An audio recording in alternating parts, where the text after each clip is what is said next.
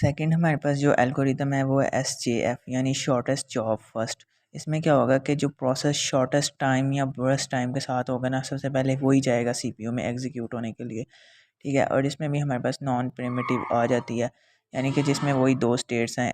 यहाँ process terminate होगा तब CPU से बाहर जाएगा, या उसमें कोई इनपुट आउटपुट ऑपरेशन आएगा तब जाएगा वेटिंग क्यू में, यानी CPU से बाहर जाएगा।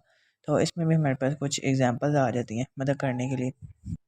तो यहाँ पर हमारे पास सबसे पहले ये एग्जांपल है शॉर्टेस्ट जॉब फर्स्ट के लिए। ठीक है, जिसमें 3 प्रोसेस हैं, साथ में उनका बस टाइम है और एवरी टाइम नहीं, सॉरी अराइवल टाइम नहीं गिवन। तो यहाँ पर मैं ज़ीरो लगा लूँगा, यानी कि तीनों प्रोसेस का अराइवल टाइम क्या होगा, ज़ीरो।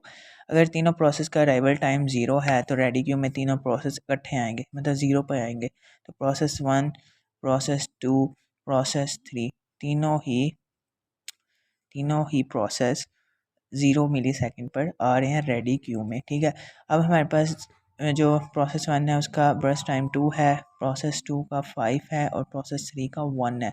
तो इसमें हमने क्या देखना है, शॉर्टेस्ट जॉब फर्स्ट, जिसका बर्स्ट टाइम सबसे कम होगा हम सबसे पहले उसको एग्जीक्यूट करेंगे। तो जो हमारे पास प्रोसेस 3 है उसका बर्स्ट टाइम सबसे कम है, जो है 1। तो प्रोसेस 3 हमारे पास सबसे पहले एग्जीक्यूट होने जाएगा CPU में, प्रोसेस 3। ठीक है, तो यहाँ पर ये 0 मिली सेकेंड पे स्टार्ट हुआ। अब इसने अपनी जो कंप्लीशन है या एग्जीक्यूशन है वो कंप्लीट करनी है। ठीक है, ये बाहर नहीं जा सकता, मतलब CPU इसको बाहर नहीं निकाल सकता, ये अपनी मर्ज़ी से ही प्रोसेस बाहर जाएगा। तो अब ये इसका बस टाइम कितना है, 1। तो 1 मिली सेकेंड के बाद हमारे पास जो प्रोसेस 3 है वो कंप्लीट हो जाएगा। तो जो प्रोसेस 3 है यहाँ से तो पहले ही कट आउट हो गया है ना। तो यहाँ पर जो हमारे पास प्रोसेस 3 की एग्जीक्यूशन कंप्लीट होगी। नेक्स्ट हमारे पास दो प्रोसेसेस हैं रेडी क्यू में पड़े हुए, एक प्रोसेस 1 है, एक प्रोसेस 2 है। तो जो हमारे पास प्रोसेस 1 है उसका बर्स्ट टाइम 2 है, तो यही सबसे पहले एग्जीक्यूट होने जाएगा। तो यहाँ पर हमारे पास प्रोसेस 1 आ जाता है, तो यहाँ से तो इसको कट कर देना। तो ये अब हमारे पास कितना चलेगा, 2 मिली सेकेंड तक। तो 1 + 2 अगर हम करें तो ये हमारे पास 3 मिली सेकेंड तक प्रोसेस 1 चला। ठीक है, उसके बाद हमारे पास लास्ट प्रोसेस रह जाता है प्रोसेस 2। तो हमारे पास प्रोसेस 2 आ जाएगा रेडी क्यू से यहाँ पे। तो अब यहाँ पे 3 मिली सेकेंड पे प्रोसेस 2 आया। ठीक है, और इसने कितना चलना है, 5 मिली सेकेंड तक। तो हम ऐड करेंगे इसको, तो यहाँ पर हमारे पास कितना बन जाएगा, 8। अब यहाँ पर जो हमारे पास प्रोसेस 2 है वो 8 मिली सेकेंड तक जाके ख़त्म हो रहा है, हालांकि वो बस टाइम मतलब एग्जीक्यूशन के लिए सिर्फ 5, या इधर यहाँ पे देखो, यहाँ पर सिर्फ 5 क्या ले रहा है, सॉरी ब्रश टाइम ले रहा है, मतलब बस कंप्लीट हो गया। उसके बाद हमने इसका वेटिंग टाइम फाइंड करना है। तो हमारे पास कितने प्रोसेस हैं, 3 है, प्रोसेस 1, प्रोसेस 2, प्रोसेस 3। ठीक है, सबसे पहले हम अपने गैंट चार्ट में देखेंगे कौन सा प्रोसेस है, प्रोसेस 3 है। तो सबसे पहले हम इसका ही वेटिंग टाइम फाइंड करेंगे। तो प्रोसेस 3 हमारे पास कब आ रहा है, 0 मिली सेकेंड पर आ रहा है। तो यहाँ पर हम लिखेंगे 0 माइनस, अब इसका अराइवल टाइम क्या है प्रोसेस 3 का। तो प्रोसेस 1, प्रोसेस 2, प्रोसेस 3 हमारे पास इकट्ठे आए थे, तीनों का अराइवल टाइम है 0 था, यानी प्रोसेस 3 का अराइवल टाइम भी क्या था, 0 था। तो 0 माइनस 0 हो गया ना, तो ये क्या हो गया, 0। उसके बाद हमारे पास नेक्स्ट प्रोसेस आ रहा है P1।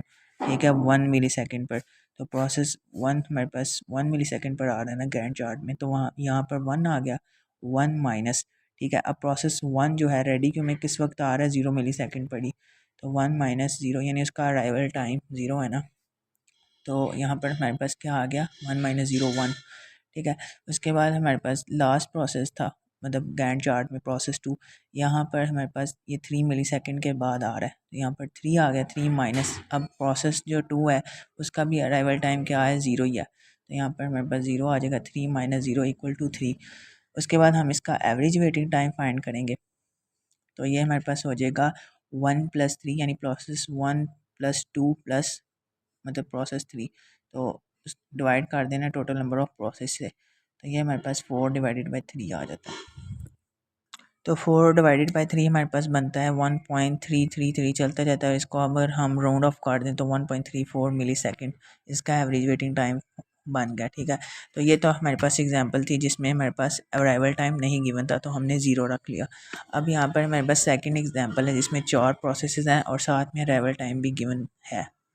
अब जो ये वाली एग्जांपल है इसमें अगर हम देखें तो हमारे पास जो अराइवल टाइम 0 है, ठीक है, जहाँ पर हमारे पास अराइवल टाइम 0 है वहाँ पर कौन सा प्रोसेस आ रहा है, P1। तो P1 हमारे पास आ गया। अब सबसे पहले कौन सा प्रोसेस आया, P1। ठीक है, और इसका बर्स्ट टाइम क्या है, 5। अब हमारे पास 0 मिली सेकेंड पर कोई दूसरा प्रोसेस नहीं है, ठीक है। ये चीज़ मैंने पहले भी बताई थी। तो अब यहाँ पर हमारे पास कोई दूसरा प्रोसेस नहीं है, इसलिए सिर्फ P1 ही जाएगा। हालांकि जो हमारे पास शॉर्टेस्ट जॉब फर्स्ट है उसमें हम देखते हैं जिसका जो बर्स्ट टाइम सबसे कम हो, लेकिन रेडी क्यों में सिर्फ एक ही प्रोसेस आया अभी तक P1, तो इसलिए हम सिर्फ उसको ही एग्जीक्यूट करना स्टार्ट करेंगे। तो यहाँ पर ये P1 हमारे पास आ गया और यहाँ पर ये 0 मिली सेकेंड है। अब क्या हुआ, प्रोसेस 1 जो है ना 1 मिली सेकेंड तक एग्जीक्यूट हुआ। 1 मिली सेकेंड के बाद क्या हुआ कि जो हमारे पास प्रोसेस 2 है उसका अराइवल टाइम क्या है 1, तो 1 मिली सेकेंड के बाद हमारे पास प्रोसेस 2 भी आ गया, ठीक है। 1 मिली सेकेंड के बाद प्रोसेस 2 भी आ गया और प्रोसेस 2 का ब्रश टाइम क्या है 3, ठीक है। अगर हम देखें तो प्रोसेस 1 का 1 मिली सेकेंड के बाद कितना ब्रश टाइम रह गया, 5 - 1 कर दें तो 4 रह गया, ठीक है। और 4 और 3 को कंपेयर करें तो किसका ब्रश टाइम सबसे कम है, प्रोसेस 2 का। लेकिन हम प्रोसेस 2 को इधर नहीं ला सकते। उसकी रीज़न क्या है कि हम क्या पढ़ रहे हैं, शॉर्टेस्ट जॉब फर्स्ट, और इसमें कौन सी हमारे पास स्कीम यूज़ होती है, नॉन प्रीम्प्टिव, ठीक है। जिसमें क्या है कि प्रोसेस सिर्फ अपनी मर्ज़ी से सीपीयू को लीव कर सकते हैं, हम उसको बाहर नहीं निकाल सकते। इसका मतलब ये है कि प्रोसेस 1 एग्जीक्यूट होता रहेगा। तो अब क्या हुआ कि प्रोसेस 1 जो है ना 2 मिली सेकेंड तक चला, कुछ भी नहीं हुआ, ठीक है, वो चलता गया। 3 मिली सेकेंड तक चला। जब 3 मिली सेकेंड तक चला ना, तो क्या हुआ, अराइवल टाइम जो 3 है, ठीक है, हमारे पास 3 अराइवल टाइम पे प्रोसेस 3 आ गया, क्योंकि उसका अराइवल टाइम क्या आता 3। तो यहाँ पर हमारे पास ये प्रोसेस 1 यहाँ से निकाल देते हैं ना। तो प्रोसेस 3 हमारे पास आ गया 3 मिली सेकेंड पर, और इसका भी ब्रश टाइम क्या है 3 है। अगर अब हम देखें तो प्रोसेस 1 हमारे पास 3 मिली सेकेंड तक चल गया हुआ है, क्योंकि प्रोसेस 3 आ गया ना। तो प्रोसेस 1 3 मिली सेकेंड तक चल गया हुआ है, तो 5 - 3 करें तो 2 मिली सेकेंड का रह गया प्रोसेस 1। तो अगर हम इनको कंपेयर करें तो प्रोसेस 1 छोटा है, लेकिन हम वो चीज़ नहीं देखेंगे, हम प्रोसेस 1 को एग्जीक्यूट करते रहेंगे, क्योंकि हम नॉन प्रिमिटिव पढ़ रहे हैं। प्रोसेस जब आ गया, ठीक है, उसने अपनी मर्ज़ी से ही लीव करना है, सीपीयू उसको बाहर नहीं निकाल सकता, ठीक है। तो प्रोसेस 1 फिर से अपनी एग्जीक्यूशन स्टार्ट करेगा।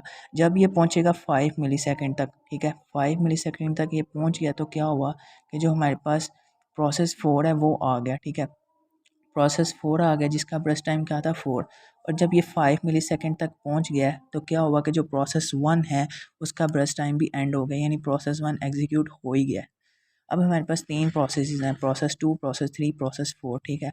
हम कौन सी पढ़ रहे हैं, शॉर्टेस्ट जॉब फर्स्ट, ठीक है। जिसका ब्रश टाइम सबसे कम होगा हम वो लेंगे। पहले तो क्या था कि सिर्फ हमारे पास प्रोसेस 1 था, इसलिए हमने उसको पिक कर लिया, लेकिन अब जिसका ब्रश टाइम सबसे कम है ना, हम उसको लेंगे। तो यहाँ पर तरतीब के लिहाज से अगर हम देखें तो ये दोनों का सेम है, तो हम P2 को उठा लेते हैं। हम किसी को भी उठा सकते हैं, लेकिन हम P2 को पिक कर लेते हैं। तो यहाँ से P2 चला गया, ठीक है। इसने अब अपना ब्रश टाइम कंप्लीट किया, जो क्या था 3 था ना, तो 5 + 3 8। उसके बाद हमारे पास 2 प्रोसेस रह गए थे, प्रोसेस 3 और 4। कंपेयर करें तो प्रोसेस 3 का ब्रश टाइम कम है, तो यही एग्जीक्यूट होगा प्रोसेस 3। तो प्रोसेस 3 हमारे पास चला कितना, 8 9 10 11 मिली सेकेंड तक, ठीक है। उसके बाद क्योंकि ये देखो ना 8 है ना, 8 मिली सेकेंड पे प्रोसेस 3 आया, और प्रोसेस 3 का ब्रश टाइम क्या था 3, यानी इसने 3 मिली सेकेंड तक चलना था, तो 8 में 3 ऐड करें तो 11 बनता है, ठीक है। उसके बाद हमारे पास लास्ट प्रोसेस रह गया था प्रोसेस 4, तो यहाँ पर ये भी एग्जीक्यूट हो गया। तो 11 + 4 कितना बना, 15। नेक्स्ट हमने इसका वेटिंग टाइम फाइंड करना है सारे प्रोसेसेस का। तो हमारे पास टोटल 4 प्रोसेस हैं, P1, P2, P3, P4। तो अगर हम अपने गैंट चार्ट में देखें तो सबसे पहले हमारे पास कौन सा प्रोसेस आ रहा है, P1। तो गैंट चार्ट में P1 का 12 - 0 मिली सेकेंड पर, 0 माइनस, ठीक है। अब P1 का अराइवल टाइम क्या था, रेडी क्यू में 0 ही था, तो यहाँ पर हमारे पास क्या आ जाएगा, 0 ही आ जाएगा। 0 - 0 = 0। उसके बाद अगर हम देखें तो गैंट चार्ट में हमारे पास नेक्स्ट प्रोसेस है P2। तो P2 हमारे पास 5 मिली सेकेंड पर आ रहा है, 5 माइनस, ठीक है। अब इसका जो अराइवल टाइम है रेडी क्यू में वो क्या है, 1 मिली सेकेंड है, तो 5 - 1 = 4। उसके बाद नेक्स्ट हमारे पास P3 है। P3 हमारे पास गैंट चार्ट में आ रहा है 8 मिली सेकेंड पर, तो 8 माइनस, और रेडी क्यू में हमारे पास आ रहा है इसका अराइवल टाइम 3, तो यहाँ पर 8 - 3 = 5। लास्ट हमारे पास प्रोसेस 4 है, वो गैंट चार्ट में हमारे पास 11 मिली सेकेंड पर आ रहा है, 11 माइनस, और जो P4 का अराइवल टाइम है रेडी क्यू में वो है 5, तो 11 - 5 = 6। इसके बाद हम इसका एवरेज वेटिंग टाइम फाइंड करेंगे, तो ये हमारे पास इक्वल हो जाएगा 0 + यानी तमाम प्रोसेसेस का प्लस लेंगे, 0 + 4 + 5 + 6, और इसको डिवाइड कर देंगे टोटल नंबर ऑफ़ प्रोसेसेस पर। तो टोटल हमारे पास 4 प्रोसेसेस थे, तो ये इक्वल होगा हमारे पास, तो ये हमारे पास इक्वल है 3.75 मिली सेकेंड के। यहाँ पर हमारे पास जो है शॉर्टेस्ट जॉब फर्स्ट वाले जो 2 एग्जांपल थी वो कंप्लीट हो गया।